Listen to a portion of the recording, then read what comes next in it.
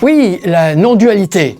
La non-dualité, beaucoup, certains habitués de cette radio ont demandé à ce que j'en parle, parce que, je ne veux pas dire parce que c'est à la mode, mais en même temps, hors dualité, justement, parce que c'est également à la mode et que des tas de gens se mettent à parler de non-dualité, soit dans les forums, soit dans des rencontres genre meet-up, etc.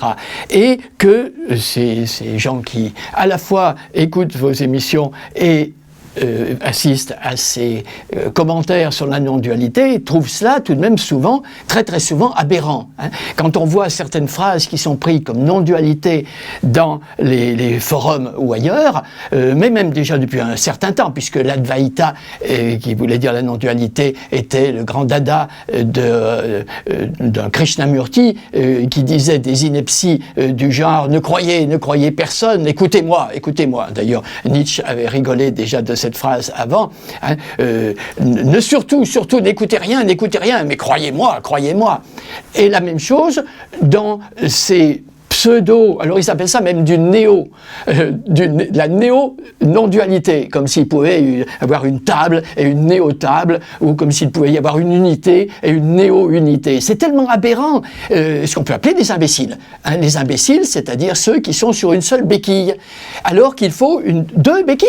Pour la dualité, évidemment, c'est ceci qui se heurte à cela, et ça fait mal. Et c'est à cause de ce malaise qu'on est en train d'intervenir. Je vais prendre d'autres citations. Oui, d'ailleurs, j'avais noté cette citation dans un forum. Alors je ne sais quelle personne, soi-disant hors non-dualité, puisque si vous êtes dans la dualité, vous donnez des phrases de dualité. Si vous êtes dans la non-dualité, ça se voit, c'est-à-dire que ce sont des phrases qui sont valables dans toutes les situations. Et je voyais, en réalité, il ne s'est jamais rien passé. En réalité, il ne s'est jamais rien passé. Mais quelle stupidité! En réalité, quelle réalité? Ta réalité, déjà, dans la réalité d'un autre. Et puis, si en réalité, il ne s'est jamais rien passé, mais tu n'as donc jamais appris à parler le français ou toute autre langue, et donc, par conséquent, il s'est déjà passé quelque chose. Vous voyez, c'est aberrant.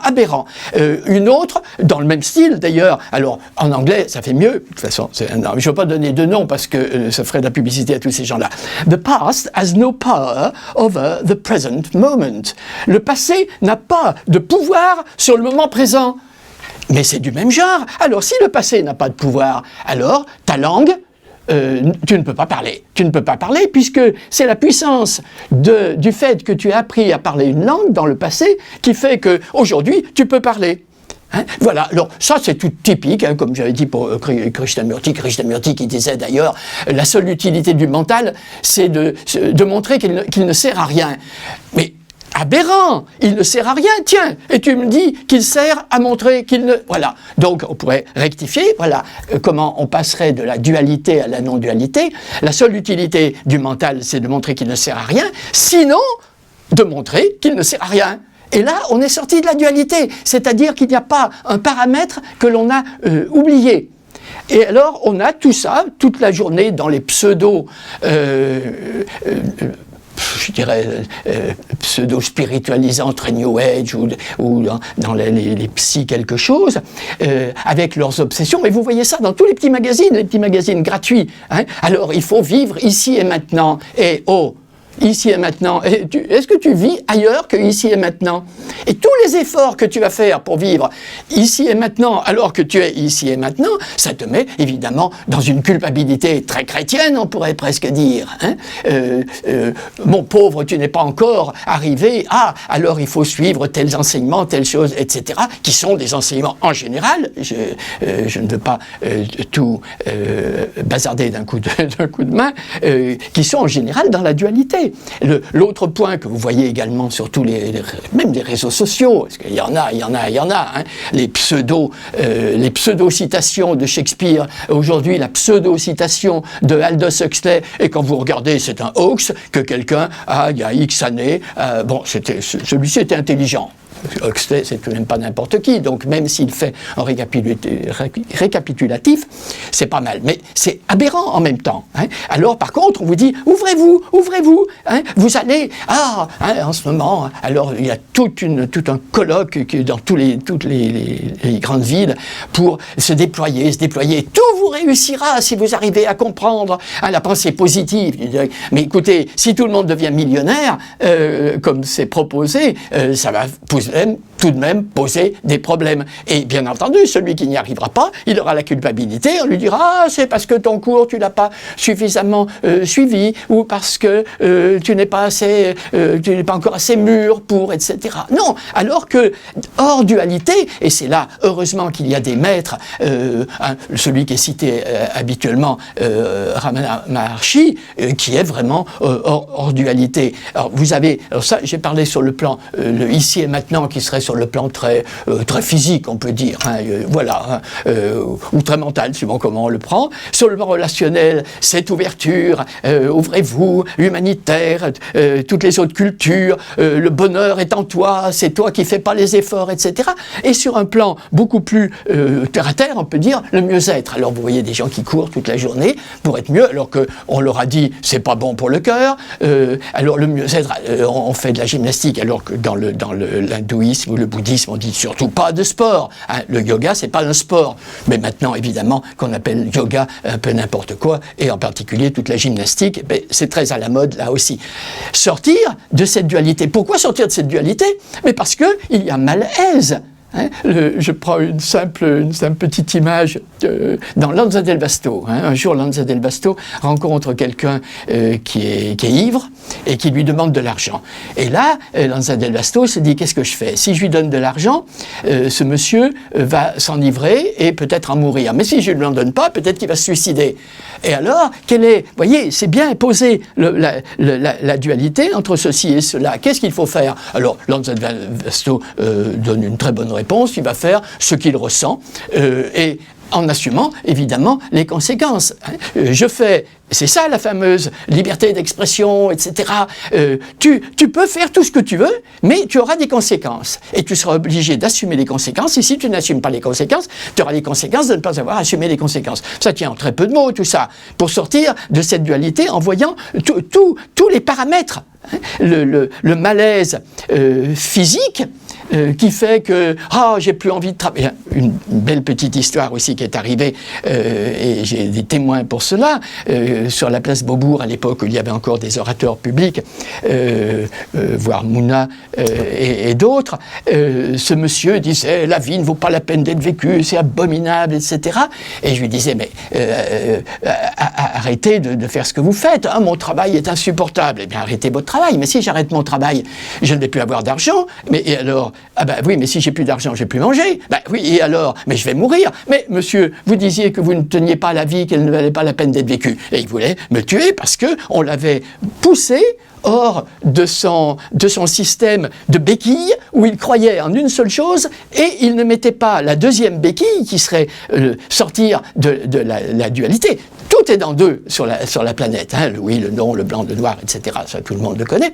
Mais vous avez besoin de deux béquilles, c'est-à-dire votre ressentir, quel qu'il soit, hein, qui est tout à fait lié à votre psychologie, voire même votre thème astrologique, toutes les névroses que vous avez pu avoir, tous les chocs que vous avez pu avoir. Et puis, l'autre point qui s'appelle l'intelligence, hein, l'intelligence au sommet, le haut intellect, l'intelligence première, l'intellect premier, etc., suivant les noms, ou simplement le bon sens, on peut dire. Hein.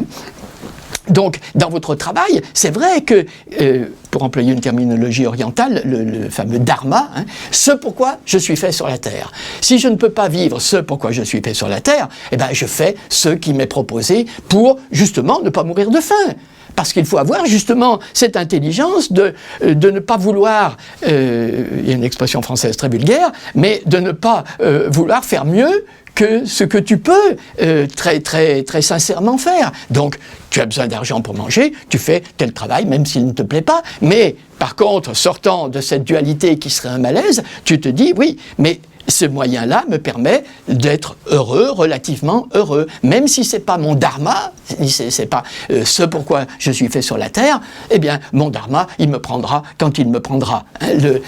Quand on lit les philosophes de la Grèce ancienne, c'est assez extraordinaire, parce qu'ils sont très terre-à-terre, pragmatiques, ils voient bien les deux côtés des choses. Si quelque chose est difficile à obtenir, disent-ils, c'est peut-être pas la peine de chercher à l'obtenir. Mais en même temps, hors dualité, c'est que vous avez toujours, au fond de vous, cette capacité mentale de se dire, bon, je souffre ici, je peux accepter, mais je peux également ne pas accepter. Vous voyez, dans la tête, il y a toujours ces deux possibilités. Alors qu'en général, on va se servir d'une seule. J'accepte pas, je tempête, je suis furieux, c'est la faute de ceci, c'est la faute du gouvernement, c'est la faute de mon partenaire, etc., etc. Et bouc émissaire. Voilà. Donc sur le plan très physique, très terre-à-terre, vis-à-vis en général du travail, combien de personnes vont travailler en étant malheureux d'aller travailler. Le travail, c'est l'amour rendu visible, disait Khalil Gibran. Je ne crois pas qu'il y ait beaucoup de gens qui vont travailler. Enfin, il y en a, heureusement, j'en ai connu, heureusement qu'il y en a, mais il y en a tout de même pas mal qui vont travailler et qui n'ont pas du tout envie de faire cela. Donc, ces embarras du choix font que vous êtes tiraillé entre cette petite voie de l'intelligence, on peut dire, de l'inspiration. On a fait tout un livre sur l'inspiration.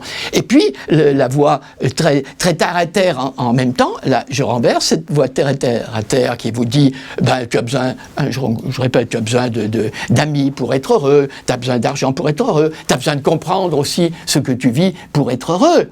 Tu le sais, ça, profondément. Et puis en même temps, tu as cette autre voix qui te dit, oui, mais c'est peut-être pas le moment, comment faire, etc. Et il y a cet embarras du choix permanent qui fait que l'être est toujours dans cet état d'embarras, de solitude, parce qu'il s'aperçoit, solitude mentale, parce qu'il s'aperçoit qu'il ne comprend pas grand-chose, que les gens autour de lui comprennent pas plus que lui.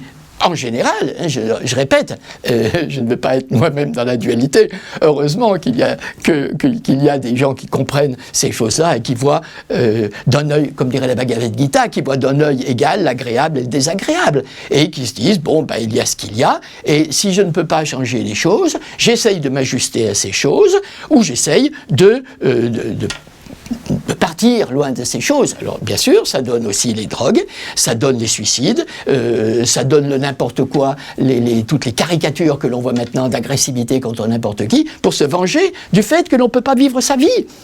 Ça donne les peurs, les désirs de tas de choses qui, on le sait déjà, plus ou moins n'aboutiront pas au bonheur parce que ça donnera des plaisirs. C'est très bien, n'empêche, il ne s'agit pas, sous prétexte de ne pas pouvoir atteindre le bonheur, le nirvana comme avant. Avant, on ne parlait pas de non-dualité, ou presque pas. On parlait d'atteindre la libération, l'unité, le nirvana, le satori, etc., etc. Et donc, toutes ces peurs qui s'accumulent, alors suivant les gens, parce que chacun a sa capacité de réception et par conséquent sa capacité d'avoir peur, mais il y a des gens qui n'osent même pas sortir dans la rue, ou d'être dans un ascenseur, etc., etc. Et ils n'ont pas cet autre bâton, béquille, pour employer le mot qui a donné le mot imbécile, ils n'ont pas cette béquille, ils l'ont, voyez, hors dualité. Ils ont cette béquille qui leur ferait dire « mais tu n'as aucune raison d'avoir peur dans un ascenseur, parce que même si l'ascenseur se bloque, il y aura bien quelqu'un qui viendra le réparer ». Mais en même temps, ils ont cette conscience de cela, mais ils n'en veulent pas parce que soit ils ont déjà eu un accident avant, et c'est là où avec l'intelligence, on peut se dire, mais c'est pas parce que j'ai eu une mauvaise aventure dans les ascenseurs, avec un partenaire, avec mon métier, avec des examens, etc. C'est pas pour ça que ça va se refaire. Mais en même temps, on sent qu'il y a peut-être à s'en protéger. Et là, encore une fois, ça dépend de chacun. Ça peut être l'inspiration juste, ça peut être les traumatismes et la culpabilité qui a été donnée par des siècles d'enseignements culpabilisants. Donc, vous voyez, on est toujours sur la lame du rasoir, c'est pas moi qui ai inventé le mot, la lame du rasoir, et il s'agit de voir les deux côtés de cette lame et de rester dans cet état d'équilibre.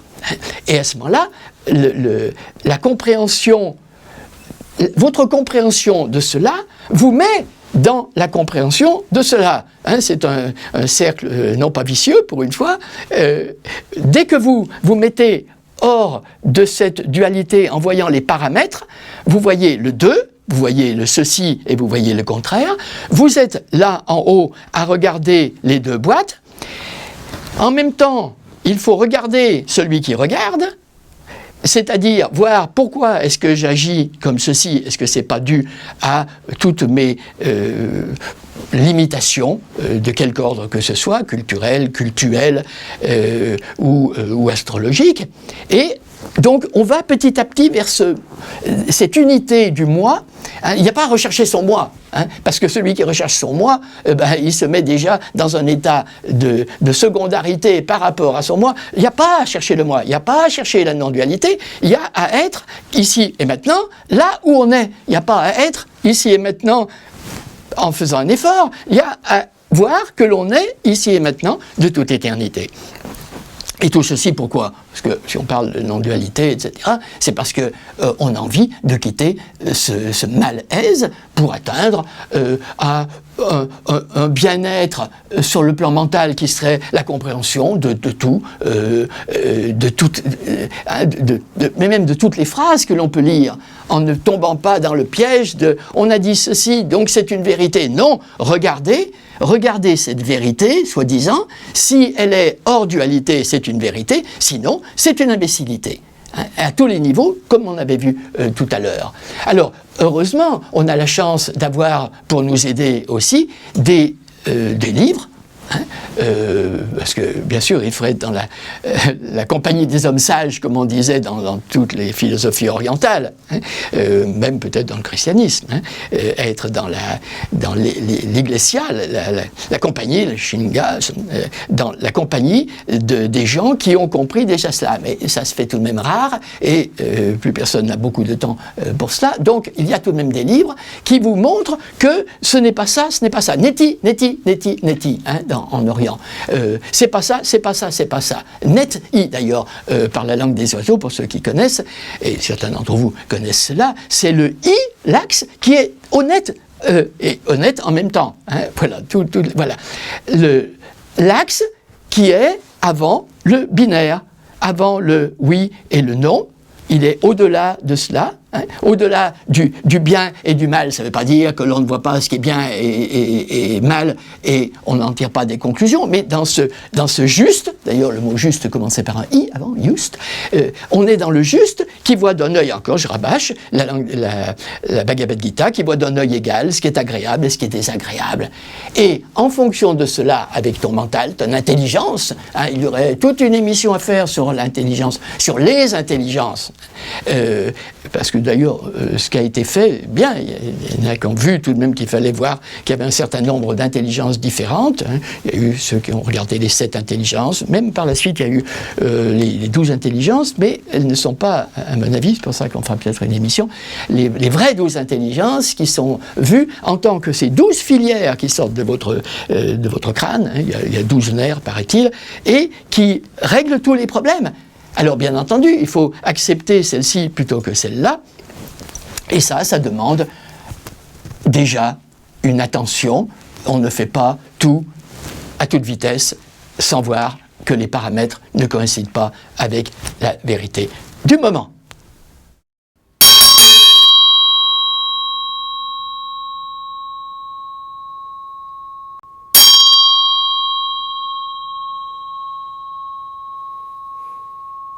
Alors, quand on a compris tout ça, on se dit, mais alors, quelle est la voie? Alors là, vous avez des tas de publicités pour vous montrer la voie vers la non-dualité, c'est-à-dire la voie vers le 1. Mais quand vous réalisez qu'une voie, c'est le passage d'ici à là-bas, vous êtes en pleine dualité.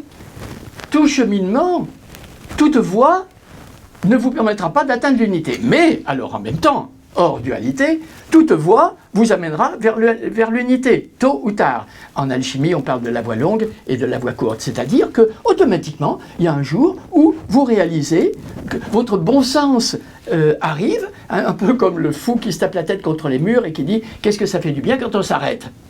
Alors, à force de subir des chocs très, très pénibles, il y a un moment où on se dit, bon, ben, ça suffit. Et à ce moment-là, on atteint une certaine secondarité vis-à-vis de ces ambiguïtés, une secondarité vis-à-vis de ces ambiguïtés qui fait qu'on s'approche de l'unité. De toute façon, l'être humain est toujours hors de l'unité, puisqu'il est en distraction, encore la langue des oiseaux, depuis le i, hein, il part dans des tas d'imagerie depuis son axe.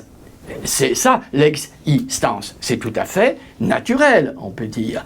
Donc, toujours dans le 2, mais le 2, qu'on appelle à ce moment-là le dualisme, n'est plus la dualité qui, comme on l'a vu, est tout de même une souffrance. Lorsque vous voyez, encore une fois, peut-être que cette phrase de la Bhagavad Gita est très bien, hein, donner égal l'agréable et le désagréable, hein, par exemple. Donc, en voyant le 2, sans en faire un problème, c'est un état naturel. Donc, à la fois, il n'y a pas de voie d'accès, mais comme l'être humain est toujours en activité, en distraction, et même le refus de la distraction, parce que là c'est prôné aussi par, au moins par la couverture du livre de Ramana Maharshi, hein, il avait, je vais vous la lire comme ça.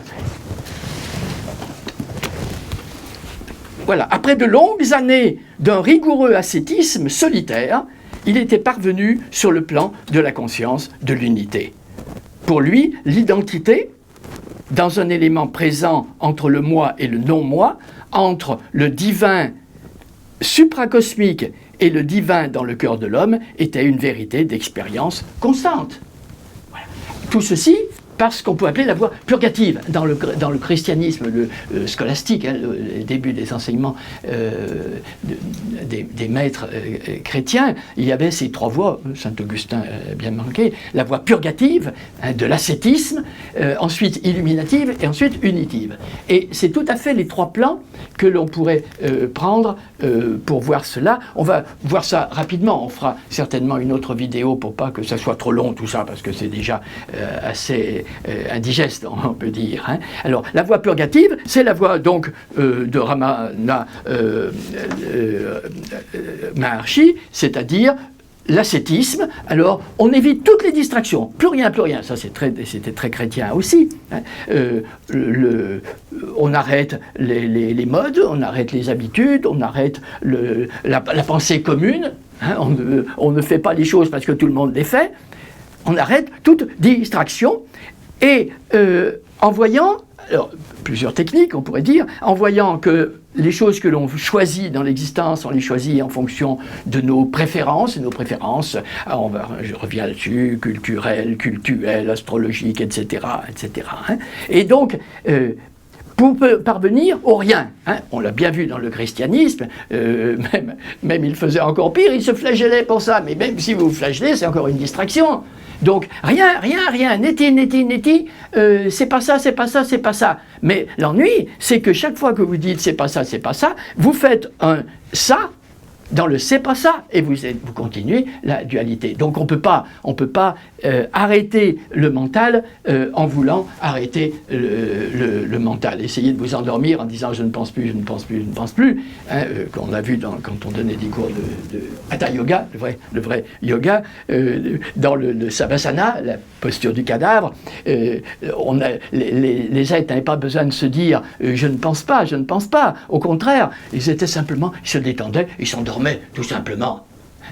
Tout effort, donc la voie purgative, la voie de l'ascétisme, est également un effort. On n'y arrive pas de cette manière-là, mais on réajustera ce que je viens de dire, parce que voie unitive est très proche de ça. Avant cela, il y a la voie illuminative. Alors, illuminative, c'est, comme on disait tout à l'heure, la table de communion, c'est-à-dire avec tous les gens qui pensent un petit peu comme vous, qui voient que tout n'est pas que les problèmes n'arrivent que parce que vous voulez bien qu'ils arrivent, parce qu'autrement, on peut les voir d'en haut et ne pas en faire un problème. Et la technique que nous avons donnée depuis pas mal d'années, la dodécalogie, c'est-à-dire de voir tout d'en haut avec ces 12 intelligences qui donnent les 12 plans sur lesquels sont émises toutes choses. Hein, les émanations de l'aigle, peut-être Castaneda, un lecteur faisait le parallèle il y a quelques jours. C'est-à-dire, vous voyez chaque chose, dès que vous avez, je ne vais pas dire un problème, mais dans toute situation, vous voyez les 12 paramètres.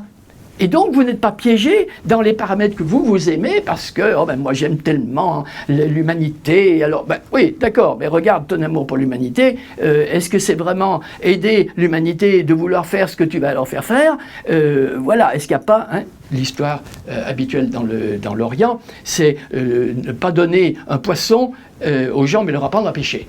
Donc, toujours cette dualité dans laquelle on tombe par sentimentalisme, et le New Age actuel, la spiritualité actuelle est très très souvent uniquement sur le plan émotionnel, ce qui est pas mal, hors dualité, ce qui est pas mal, il vaut mieux ça qu'il y a encore quelques années, dès qu'on parlait astrologie ou dès qu'on parlait nourriture saine, on avait tous les intégristes, que ce soit dans le christianisme ou dans la franc-maçonnerie ou dans la laïcité, qui tombaient dessus en disant mais c'est une horreur, ça, c'est une secte dangereuse, etc. Hein. C'est passé, donc très bien, maintenant il vaut encore mieux voir les choses un petit peu comme cela. Donc, vous avez les enseignements. Alors, je rabâche, mais puisque c'est surtout celui-ci qui est cité un petit peu partout, Ramana Maharshi, mais vous avez Nicolas de Cuse avec la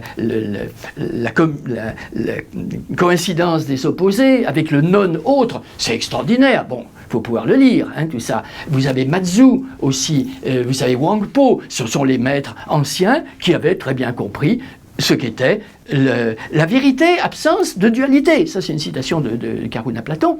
Voilà. Lorsque vous avez une phrase de quelconque individu ou de quelque texte que ce soit, qui peut englober tous les paramètres, vous êtes hors dualité. Ça ne veut pas dire que vous êtes hors du deux, mais au contraire que vous acceptez les deux voies, les deux aspects, et ce qu'on appelle le dualisme. Pas de dualité, mais le dualisme qui est l'état naturel. Et je rabâche, mais on n'en fait pas un problème. Le problème, c'est ce qui donne le malaise, et le malaise, c'est d'être dans la dualité. Alors, en prenant chaque fois qu'il y a une phrase ou quelconque, prenez conscience des mots, comme on avait vu tout à l'heure. La réalité, mais écoutez, la réalité, je sais pas ce que c'est la réalité. Et puis toi qui me parles, c'est ta réalité. Et puis que veut dire la réalité? Est-ce que la réalité, c'est le réel? Alors mécanique quantique, tout ça maintenant, c'est devenu à la mode. Mais à la mode, et on va rabâcher mécanique quantique, champ morphogénique, mais sans se rendre compte que l'on est encore en train de faire des élucubrations de distraction pour ne pas voir Alors c'est en cela que ces maîtres de la non-dualité sont extraordinaires. Mais pourquoi est-ce que l'on est né questionne une personne devant Wangpo, je ne sais pas qui, et lui dit mais tu es uniquement pour poser cette question. Alors ça, c'est la voie, on peut dire, unitive. Si on reprend ce qu'on disait tout à l'heure par le purgatif, on va le faire. Le maître, parce qu'il est évident que quand vous faites de l'ascétisme, il y a un point, vous ne pouvez pas aller plus loin, puisque vous êtes dans une voie d'accès au rien. Et la voie d'accès vous met dans le quelque chose. Et le quelque chose ne peut pas se mettre dans le rien, entre guillemets, le rien qui est le tout, qui est le un, qui est, etc., hors dualité. Le maître zen, par exemple, oui, ou les koans, certains ont dû entendre parler de ça, des petites histoires, si vous arrivez, étant donné le son que font deux mains qui claquent, quel est le son d'une seule main? Autre exemple, le maître pose une cruche sur la table en disant aux disciples, appelez-moi cette cruche sans employer le mot cruche, le mot pot, etc. Et alors, tout le monde donne un nom, et c'est pas ça, c'est pas ça. Et il y a un des disciples qui vient, qui renverse tout ça, qui s'en va. Alors on dit que justement, il avait atteint la conscience qu'il n'en avait rien à faire de tout ça. Distraction, distraction. Voilà. Il y a d'autres exemples comme ça des maîtres. On leur posait des questions. Ça, c'est très amusant. On leur posait des questions, c'est dans le zen, je crois aussi. Et il y a un maître qui avait pris l'habitude, au lieu de répondre comme on l'attendait par la distraction du mental avec de belles phrases, il aboyait. Et ça faisait un choc tel aux disciples qu'il avait l'illumination. Ah, c'était un temps où c'était peut-être plus facile, parce qu'il n'y avait pas toutes les ondes que l'on reçoit dans son inspiration. Hein, entre parenthèses, c'est pour ça qu'on a fait le livre sur l'inspiration. C'est ça le but, c'est d'atteindre ton I, ton unité, ta haute intelligence, etc., non duel, qui, elle, est toujours inspirée justement pour faire ce qui doit être fait. C'est la fameuse, alors là, c'est en cela que les New Age ont repris le mot de synchronicité. Les choses se font. Tu veux une place de parking, il y a juste une voiture qui s'en va. Tu veux appeler quelqu'un, tu sors dans la rue, le voilà, etc., etc. Cette synchronicité quand tu es dans ton 1. Mais cette intuition, inspiration, elle est souvent faussée par toutes tes craintes, etc., etc. Hein. Donc la véritable inspiration, tu l'as naturellement. Et l'exemple du maître qui aboie fait que brusquement tu zappes, comme dirait le wizard de Nouvelle-Zélande, et tu passes directement dans ton I. Ce n'est plus une histoire de mentalisation.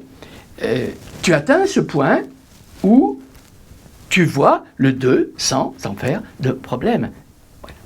Et un autre exemple, d'ailleurs assez amusant, parce que les maîtres, dans l'entourage de ce maître zen, se sont dit « Ah, mais si ça marche comme ça, je vais faire la même chose ». Et les disciples venaient, posaient des questions, les maîtres aboyaient, mais comme tout le monde savait que c'était un gadget de distraction, voilà, ça ne fonctionnait plus. Hein. Je pense aussi à Ramakrishna.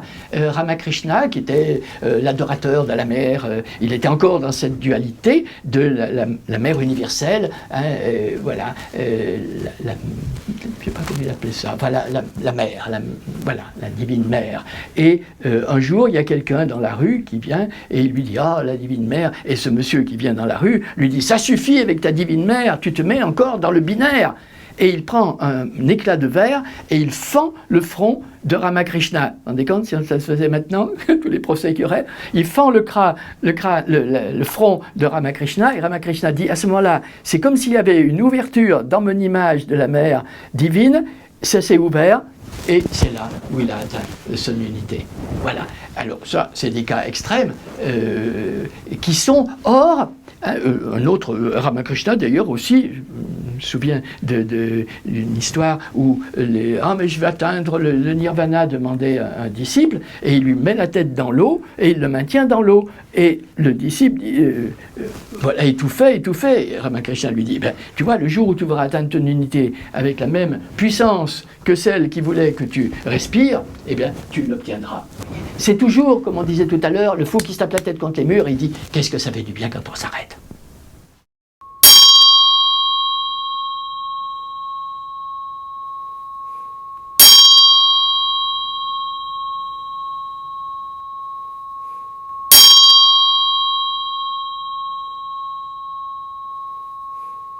Oui, le caméraman me dit qu'il y avait de l'ombre tout à l'heure, c'est bien, il y avait le binaire, et puis que maintenant il a réglé la lumière, et voilà, et c'est directement la vision de ce qu'il veut filmer. Très intéressant, hein, la lumière est là. Voilà, en fait, c'est ce que le christianisme disait. Seigneur, que ta volonté soit faite et non la mienne. Lorsque vous avez accepté cela, mais c'est très difficile, parce que, attention, ne pas tomber dans le binaire, encore une fois, Seigneur, que ta volonté soit faite et non la mienne, mais il peut y avoir la volonté du Seigneur qui te dit, eh bien, va faire ceci, va faire cela. C'est pas la passivité, et on prend trop souvent la passivité pour de la réceptivité un petit peu partout. Hein, voilà. Donc, vous avez la même chose dans le soufisme, enfin dans l'islam. Oui, je pense que c'est une phrase peut-être dans le Coran. Dis Allah et laisse le monde à ses vaines palabres.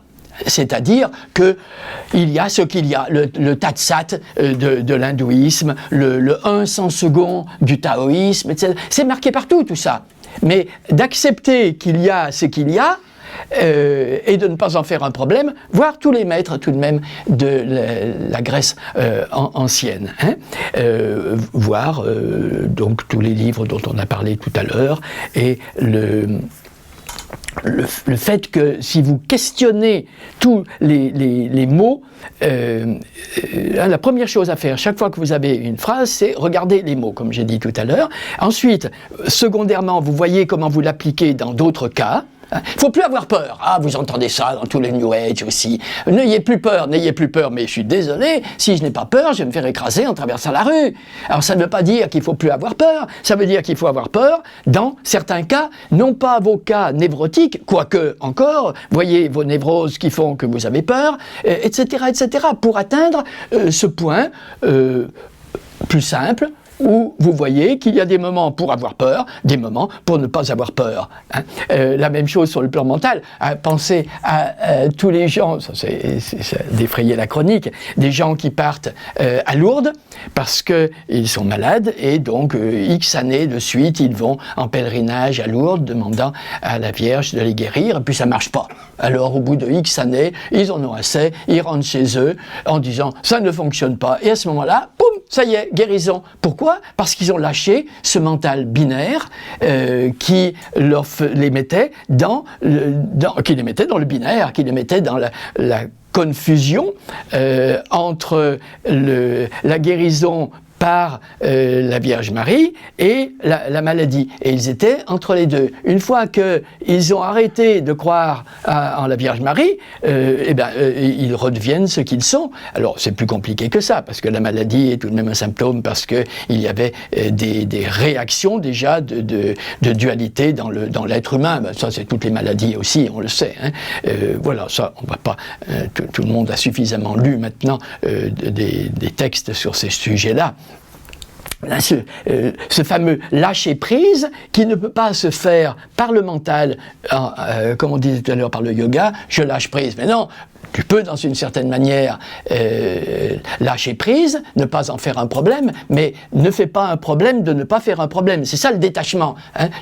La voie unitive, c'est ça. Hein. Tu te réunis à ton 1, mais attention, t'unir à ton 1, c'est être dans ton 1, c'est pas une voie d'accès au 1. Quand tu es dans ton 1, où tu as toujours été, c'est simplement une prise de conscience, tu as toujours été dans ton unité non conflictuelle, qui émet le dualisme, et lorsque tu es là-dedans, ce lâcher-prise n'a pas à avoir lieu, tu es ce que tu es, et tu as l'inspiration qui t'est donnée pour faire ceci, pour faire cela, et en tirant les leçons pour, si par hasard, ton mental secondaire qui essaye de gérer les événements dans une société donnée, dans un moment donné, etc., n'arrive pas à faire son travail. Hein.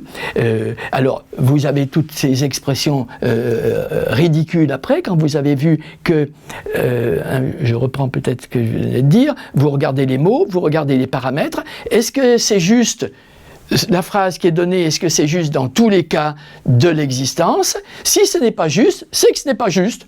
Et donc, c'est une contre-vérité. Et pire, c'est dangereux parce que ça me maintient dans une croyance comme quoi il faut lâcher prise. Et il faut lâcher prise. Non, quand tu es, très, très bêtement, quand tu es suspendu à une corde, il n'y a pas de lâcher prise. Il y a l'intelligence de savoir qu'il faut bien tenir ta prise. Hein? J'y arriverai bien tout seul. Mais tout seul, tu n'es pas tout seul. Est-ce que tu es tout seul? Tu as la tête qui est bourrée de la télévision et des Facebook, etc. Arrête. Mais si tu arrêtes en te disant je vais arrêter pour obtenir ça, tu es encore dans une voie. Donc, c'est un état naturel qu'il faut retrouver, et on pourrait presque dire, il est naturel, hein, comme disent dans la chrétienté, il faut que le scandale arrive. C'est normal qu'il y ait toujours ces perturbations. Malheur à celui par qui le scandale arrive, c'est-à-dire ne te mets pas toi-même dans des expressions de dualité, ne donne pas de la dualité de tous côtés en disant « faut pas faire ceci, faut pas faire cela » et en culpabilisant tout le monde. On reverra certainement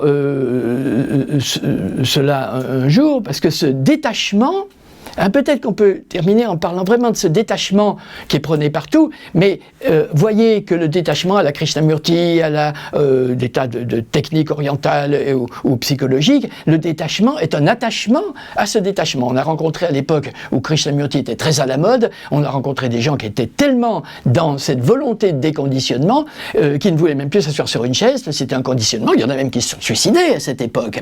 Donc le détachement, oui, mais le détachement du détachement. Fana, dans le soufisme, le détachement, fanhal fanhal, le détachement du détachement. Le détachement du détachement. Il y a ce qu'il y a. Om Tat Sat. Il y a ce qu'il y a. Tout simple. Tout simplement.